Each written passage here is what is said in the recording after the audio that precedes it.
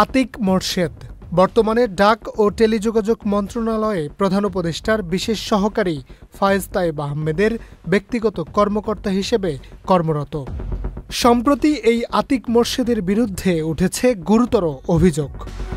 Mobile banking নগদের ১৫০ কোটি টাকা বেহাতের অভিযোগ তার বিরুদ্ধে। এছাড়া নগদের গুরুত্বপূর্ণ পদে স্ত্রীসহ আত্মীয়দের চাকরি দেওয়ার অভিযোগও রয়েছে তার বিরুদ্ধে। আতিক মোরশেদের বিরুদ্ধে এই অভিযোগ নিয়ে ফেসবুকে কড়া মন্তব্য করেছেন গণ অধিকার পরিষদের সাধারণ সম্পাদক রাশেদ খান। গত ৩০ মে নিজের ফেসবুক পোস্টে গণ অধিকার পরিষদের সাধারণ সম্পাদক রাশেদ খান সাবেক তথ্য উপদেষ্টা নাহিদ ইসলামের বিশেষ সহকারী আতিক মোরশেদের পরিচয় দিয়ে লেখেন, আতিক মোরশেদের বিরুদ্ধে বেশ কিছু গুরুতর অভিযোগ আসলেও নাহিদ ইসলাম দায়িত্বে থাকাকালীন তার বিরুদ্ধে কোনো ব্যবস্থা গ্রহণ বা মন্ত্রণালয় থেকে তদন্ত কমিটি গঠন করেননি। এক্ষেত্রে প্রশ্ন থেকে যায়, নাহিদ ইসলামের পরামর্শেই আতিক মোরশেদ এসব কাজে জড়িত কিনা। অন্যথায় এসব বিষয়ে নাহিদ ইসলাম কেন চুপ ছিলেন বা এখনও চুপ আছেন? একটি পত্রিকার বরাত দিয়ে রাশেদ খান বলেন, আতিক মোরশেদের বিরুদ্ধে নগদ থেকে ১৫০ কোটি টাকা বেহাতের তথ্য প্রকাশ করেছে। নগদের ডেপুটি সিইও মুইজ নাসনিম ত্বকির সঙ্গে মিলিত হয়ে এই কাজ করেছে আতিক মোরশেদ। তিনি আরও বলেন, নাহিদ ইসলামের একটা কথা আমার প্রায় কানে বাজে, আমাদের ডোনেট করেছে ধনীরা। কিন্তু সেই ধনীরা কারা? নাহিদ ইসলাম কি পারবে এসবের দায় এড়াতেই আজকেই পুলিশের হাতে আতিক মোরশেদকে তুলে দিতে?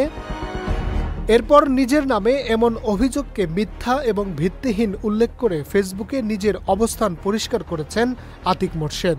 আতিক মোরশেদ লেখেন, আমি নগদে গিয়েছি মাত্র ২ বার, ১৮ মে এবং ২০ মে, তাও অফিসিয়াল কাজে। সেখানে ডাক বিভাগের কর্মকর্তারাও ছিলেন। নগদের সিসিটিভি ক্যামেরা চেক করলেই তা প্রমাণিত হবে। আতিক লেখেন, আমি মন্ত্রণালয়ের একজন কর্মকর্তা হিসেবে সেখানে উপস্থিত ছিলাম মাত্র। স্ত্রীকে চাকরির বিষয়ে আতিক মোরশেদ লিখেন, আমার বিরুদ্ধে আরেকটি অভিযোগ, আমি আমার ওয়াইফকে নগদের একটি পদে বসিয়েছি। আমার বক্তব্য হলো, আমার ওয়াইফ স্বীয় মেধা এবং যোগ্যতায় নগদে আবেদন করেছেন।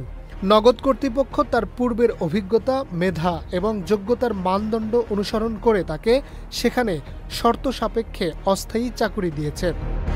এরপর নিজের বিরুদ্ধে ১৫০ কোটি টাকার অভিযোগ প্রসঙ্গে বলেন, আমার বিরুদ্ধে আরেকটি অভিযোগ, আমি নাকি নগদ থেকে ১৫০ কোটি টাকা সরিয়েছি।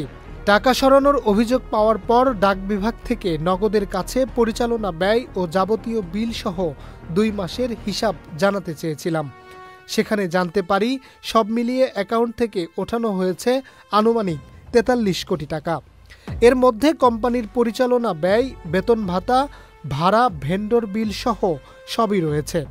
নিজের অবস্থান পরিষ্কার করে আতিক মোরশেদ বাংলাদেশের গণমাধ্যমকে উদ্দেশ্য করে লেখেন, আমি বাংলাদেশের সংবাদ মাধ্যমগুলোকে আহ্বান জানাবো তারা যেন এই ইস্যুতে অধিকতর তদন্ত করেন।